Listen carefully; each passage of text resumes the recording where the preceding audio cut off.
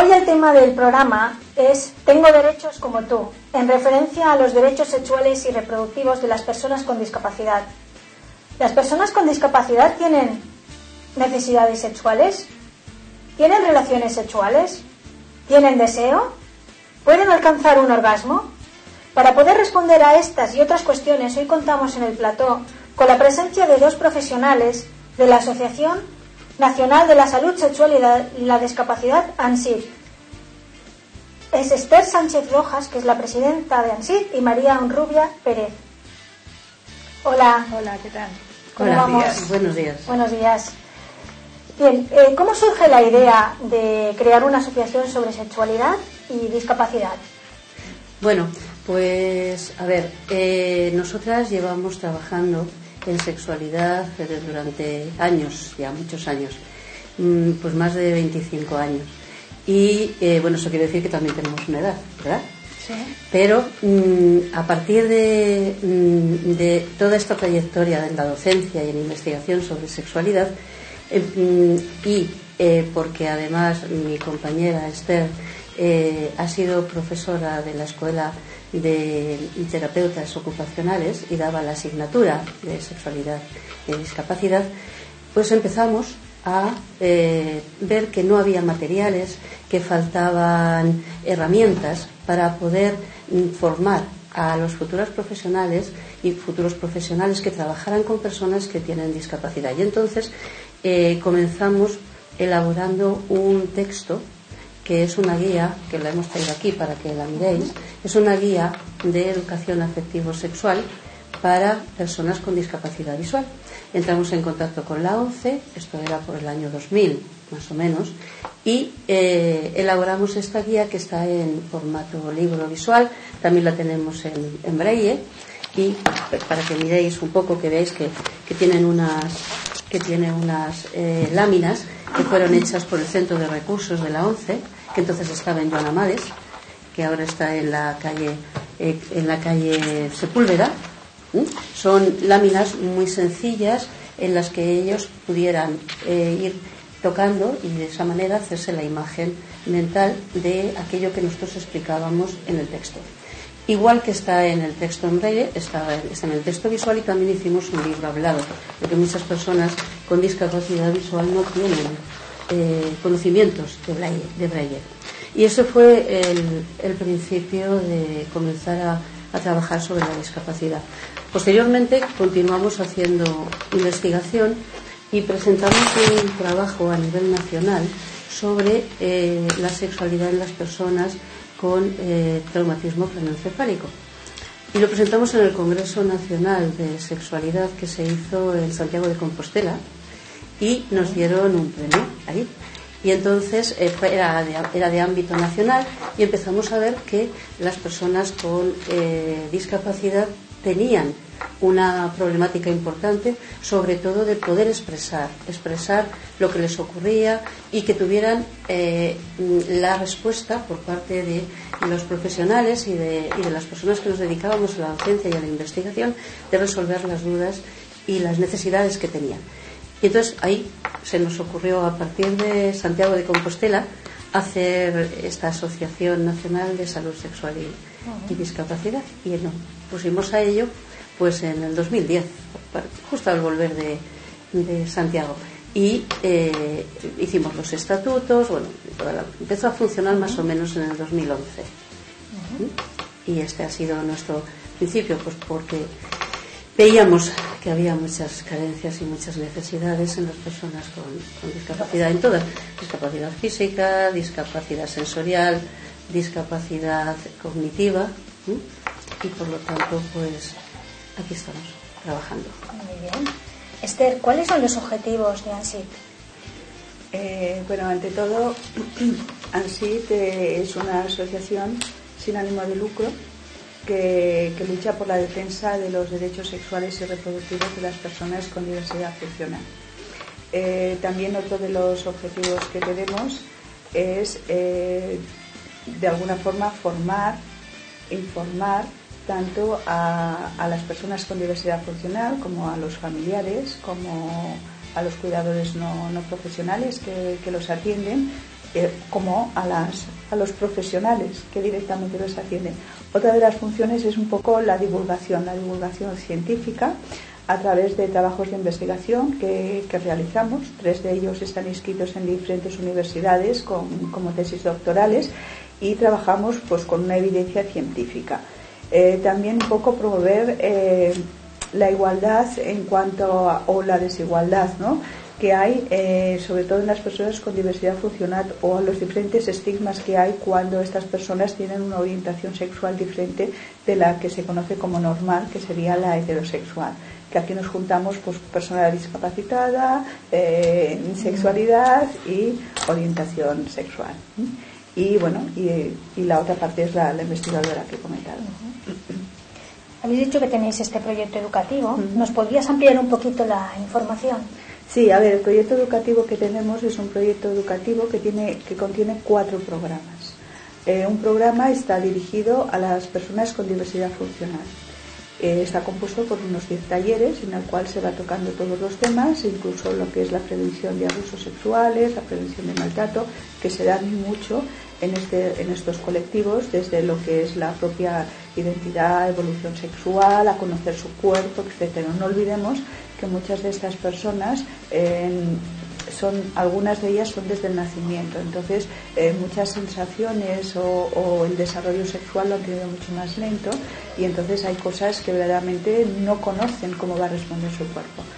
Después tenemos otro programa que va a voluntarios, va a familiares y va a profesionales no cualificados, ¿no?, o cuidadores que no son profesionales, que atienden a estas personas, un poco para que entiendan que estas personas tienen sexualidad, que la respeten y que intenten de alguna forma pues dignificar, ¿no?, esta dimensión en estas personas.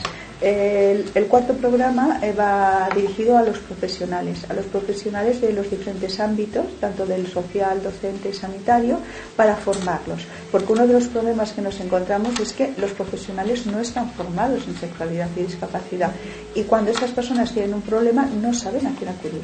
Nosotros estamos cansados de recibir en la asociación y de hacer asesoría, porque tenemos una asesoría a través de online y a través de telefónica de problemas de padres que nos llaman con problemas con sus hijos o familiares con problemas y que no saben dónde acudir para solventarlo. Y ya por último lo que hacemos o lo que tenemos es una campaña, más que un programa o campaña de divulgación social. Dentro de esta campaña hemos realizado un vídeo con una canción que es un rap dirigida a la gente joven para divulgar un poco la sexualidad, las necesidades afectivos sexuales de estas personas, y hemos hecho una colaboración con un grupo de música moderna, Right for a Fall, que en una de sus canciones habla de la prevención de enfermedades y de embarazos, y lanzamos preservativos, o sea, un poco así en plan más directo hacia los jóvenes. Estas serían las actividades que hacían sí para alcanzar alguno de los objetivos. ¿Hay algunas actividades más que tengamos ahora? Bueno, sí, lo que hacemos charlas, hacemos cursos, hacemos talleres, conferencias, asistimos a congresos, trabajos de investigación, bueno. Y estamos haciendo programas de radio, ¿no?, cuando nos llaman, y aquí. Sí, y aquí. Muy bien. Bueno, y por lo que estáis comentando, las personas con discapacidad tienen necesidades sexuales. ¿Podríais hablar un poquito de esto? Porque hay muchos colectivos que consideran que es un tema que no importa, no es tan importante, ¿no? Sí, a ver, las personas con discapacidad son personas, y como todas las personas, son personas sexuadas, tienen un sexo biológico que las identifica a nivel social, siendo si tienen pene y testículos son chicos, si tienen vulva vagina son chicas.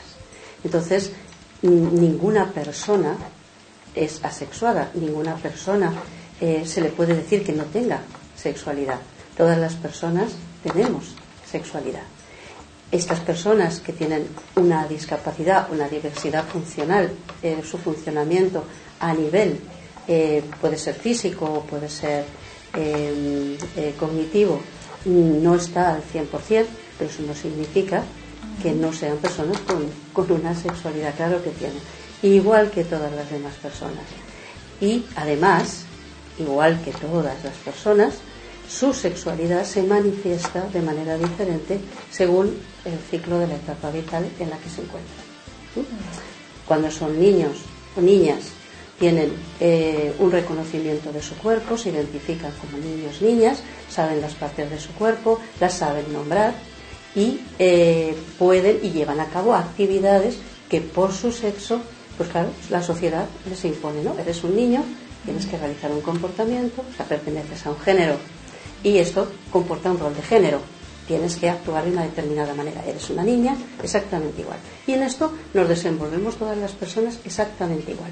¿Qué ocurre cuando llega un proceso ya de maduración genital en la adolescencia? Pues que entonces es cuando las hormonas empiezan a funcionar muy rápidamente, aparece la madurez genital y aparecen los cambios. Porque anteriormente un niño y una niña son muy parecidos. Y si vemos a chiquitines por la calle, hoy en día que vestimos a los niños y a las niñas muy igual, de forma muy igual, no sabemos si es un niño o es una niña. En cambio, cuando llega la pubertad, cuando empiezan a aparecer las características sexuales secundarias más importantes, ahí vemos ya unas diferencias, ¿no? Y ahí aparece el deseo, la atracción. La sexualidad pasa al otro o a la otra. En ese momento es cuando hay una actividad sexual genital.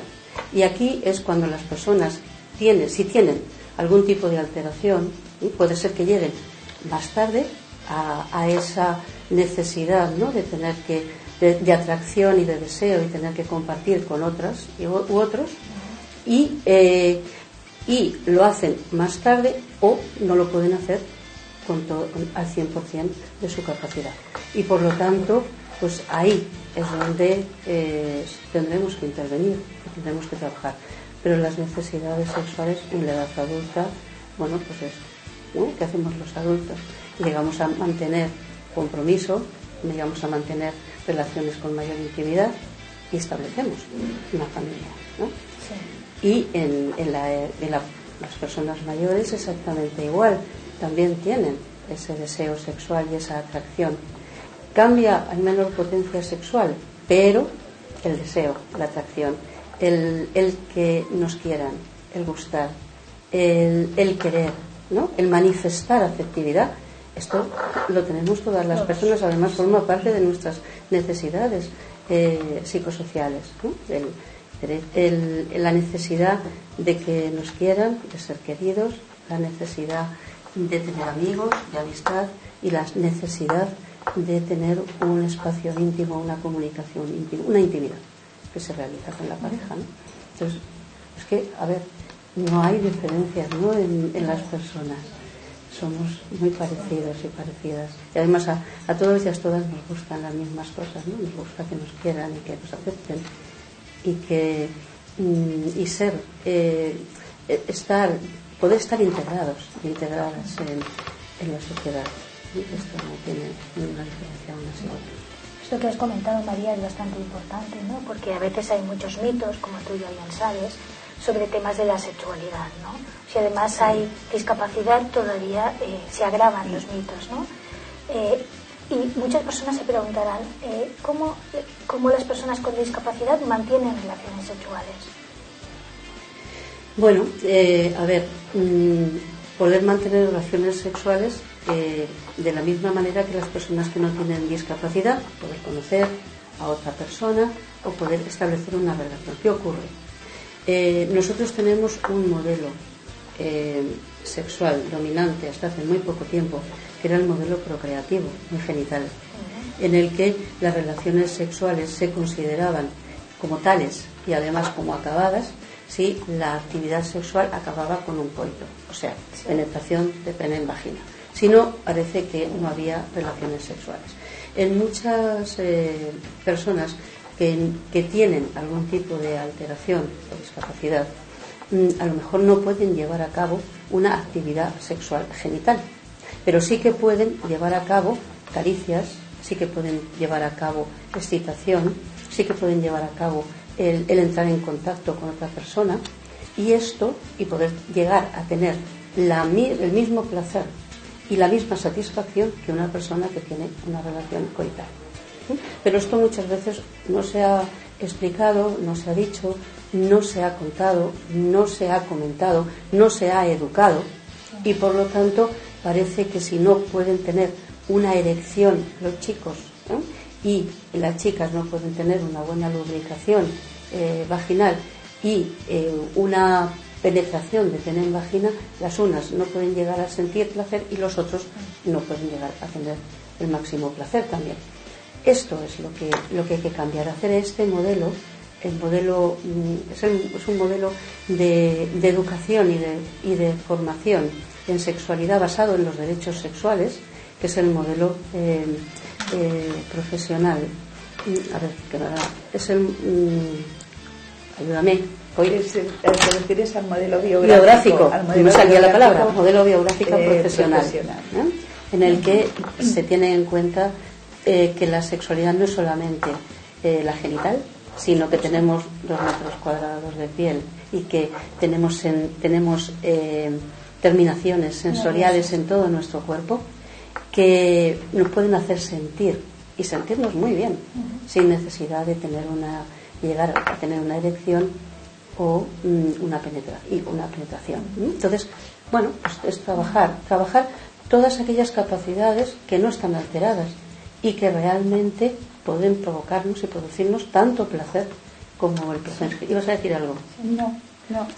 Lo que veo muy importante es que vosotros estáis dando toda una orientación afectivo-sexual, que además abogáis por todo lo que es la parte más humana de caricias, de contacto, y no el modelo coitocéntrico, y todas esas formas en las que hemos crecido, donde parece ser que se puede marginar, ¿no?, a colectivos o a personas que funcionen de otra manera, ¿no?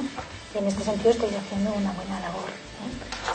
Sí. Bueno, es que yo creo que uno de los estigmas que hay básicamente es centrar, que la gente se centra la sexualidad exclusivamente en la parte genital, ¿no? Sí. Y claro, la sexualidad es mucho más, es comunicación, es afecto, entonces todos estos valores se omiten y son los que intentamos potenciar, intentamos educar, intentamos transmitir para que las personas que por algún motivo no puedan mantener una relación coital sepan que, bueno, que un ciego puede acariciar con la voz, que un mudo puede enamorarte con la mirada, que un manco te puede excitar tocándote con la boca o con la mejilla. Es decir, que el que tengamos una parte de nuestro cuerpo que no funcione correctamente o que esté alterada, que todos al fin y al cabo pasaremos en algún momento de nuestra vida a ser personas con diversidad funcional, porque todos, quien no necesitamos gafas para leer, vamos a necesitar un bastón para caminar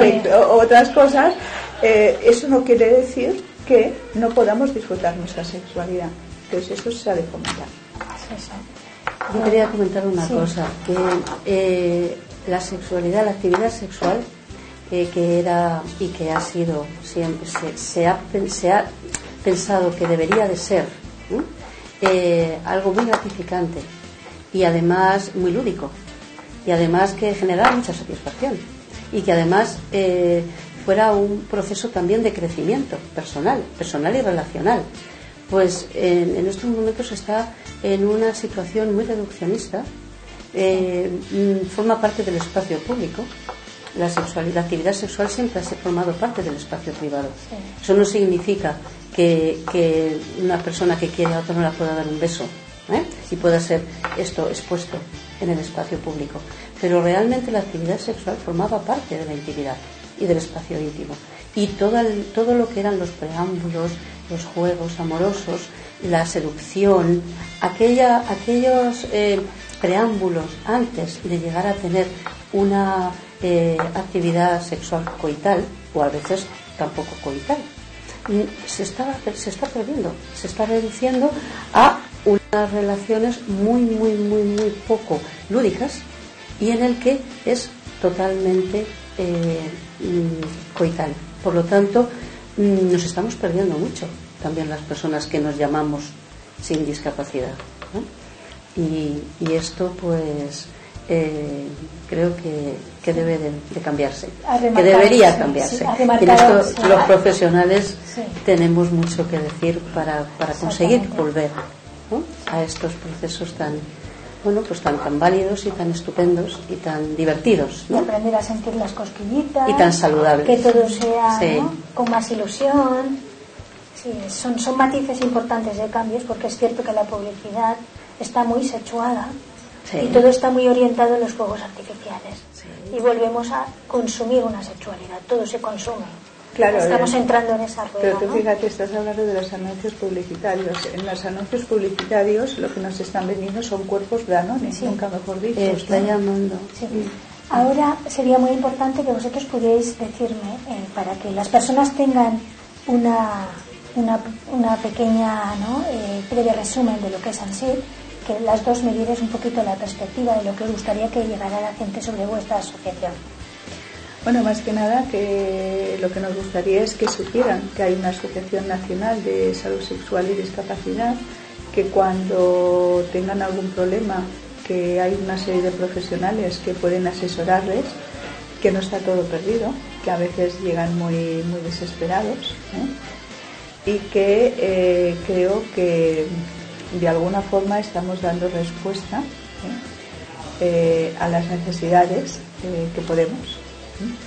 Así que, a ver, es una asociación joven, pero hemos evolucionado muchísimo en 4 años y estamos haciendo cosas que verdaderamente no nos los habíamos propuesto, ¿no? Y formaciones que posiblemente tampoco habíamos propuesto en sus inicios, pero que debidas a las demandas nos hemos tenido que poner las pilas. También es cierto que tenéis una dilatada experiencia, sí, y eso también ayuda. Yo os he visto en bastantes congresos, lleváis años, tenéis, sí, vuestros referentes. Yo creo que esto es lo que más habéis nos organizado ayuda. Los vuestros, que exacto, todo esto, sí, es importante. Sí, a ver.